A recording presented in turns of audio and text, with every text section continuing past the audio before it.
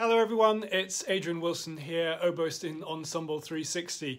Now I hope you're all managing to cope with all this staying at home, and I'm so sorry that the May Festival this year has had to be cancelled, but I thought I would make use of this time to make a little video on how I make my oboe reeds.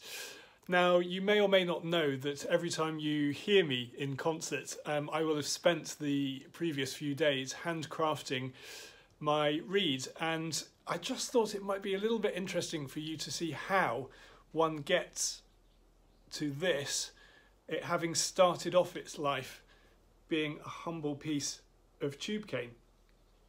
So I guess the first question is, what exactly is an oboe reed?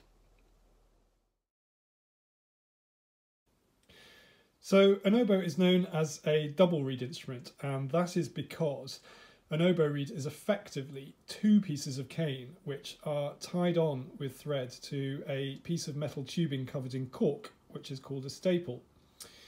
Now, if I turn the reed around like that, you can see that there is a hole between the two blades, and that is where I blow the air down, causing the blades to vibrate against each other, giving the unique sound of the oboe. So before I start making my reed from this piece of tube cane, I'm just going to show you on my desk all the tools that I've got in order to help me make that reed. So the first thing I have to do is to find a really straight portion of this tube cane and cut out a length which is about 76 millimeters long. So I've done that. The next thing I have to do is to then slice out a segment of this, about a third, and in order to help me decide which third to slice out, I have a little gauge here which will show me the correct curvature, and then very carefully, making sure I don't slice off any fingers, I am going to cut with a Stanley knife blade that little portion of the reed. There we go. So I can discard that bit and we're left with this. And the next thing I need to do now is, with a variety of tools, is to thin this down to a thickness of about 58 hundredths of a millimetre, so it's quite thin. So the first tool I have is a pre-gouger, which has got a bed here which I can put the cane into, and then a sharp blade here. So I will push that through like that, and you can see some bits pinging off. And now we're going to move on to the gouging machine, which is a plane for wood. So here is the gouging machine, and again you can see there's a little bed for me to put my piece of cane in, and then under here there is a very sharp blade which is going to plane out this piece of cane to get it to the correct thickness. And I'm just going to start planing away, and you'll see some wispy curls coming off, and I will keep planing until I get it down to the right thickness.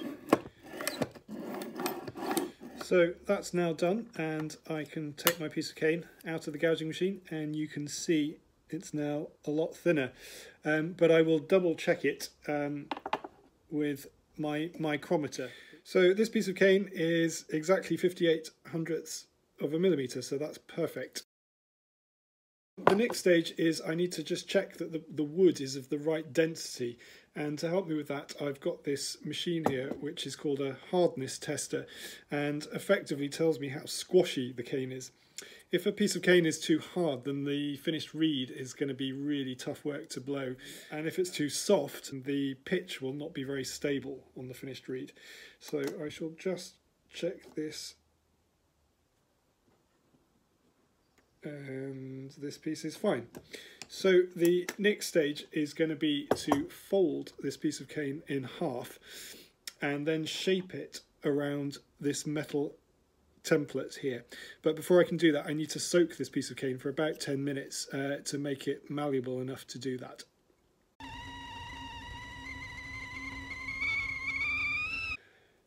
So my piece of cane has been soaked for 10 minutes and dried off a little bit, and we're now ready to fold it in half. So I've got this little piece of wooden doweling here with a little nick to show me where the midpoint is. So I'm just going to quickly score that with the blade of my knife, like so, and then very slowly fold it over the blade. Okay, so that's done. And we are now going to put it over the metal template and begin to shape it. Now I'm just going to secure it in place and then run up and down with the Stanley knife blade and get rid of all the cane that is overhanging.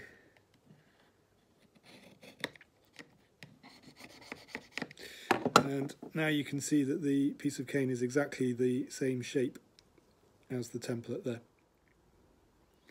So I've now got to tie on this piece of shaped cane onto our staple here, and I'm going to do that using this lovely red thread.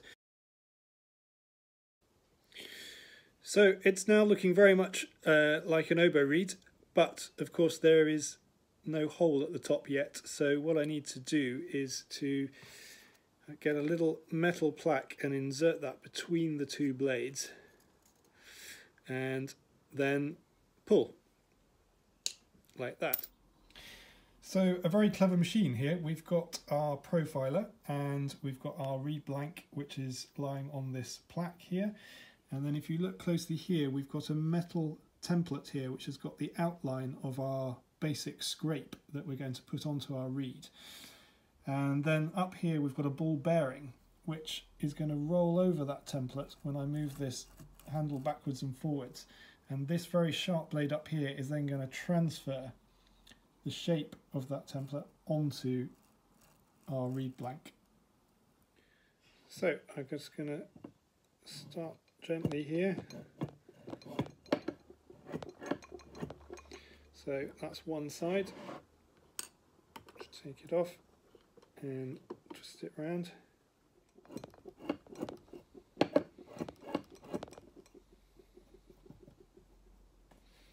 Okay, so that's done. So we can now take that off the machine.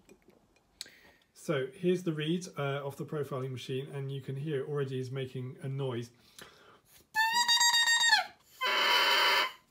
It's not finished yet. The tip is quite jaggedy, so I'm going to cut that off with a mini guillotine to make it straight, and then finish the scraping process with a Stanley knife blade.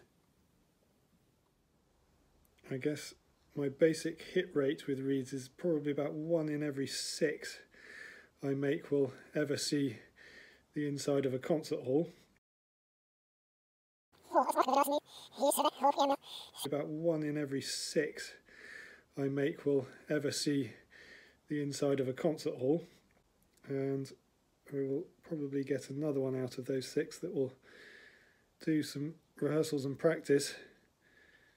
So as you can imagine, that's quite a lot of time being spent making my reeds in order to be able to do my job.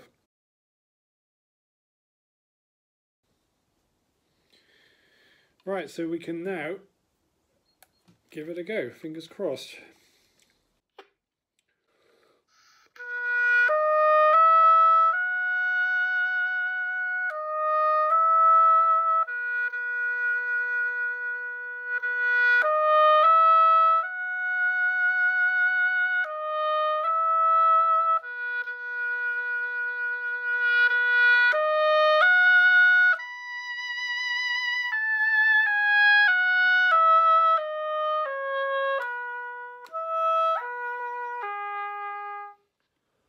So possibly not the best oboe reed I've ever made, but I hope you enjoyed seeing some of the processes involved in me making my oboe reeds.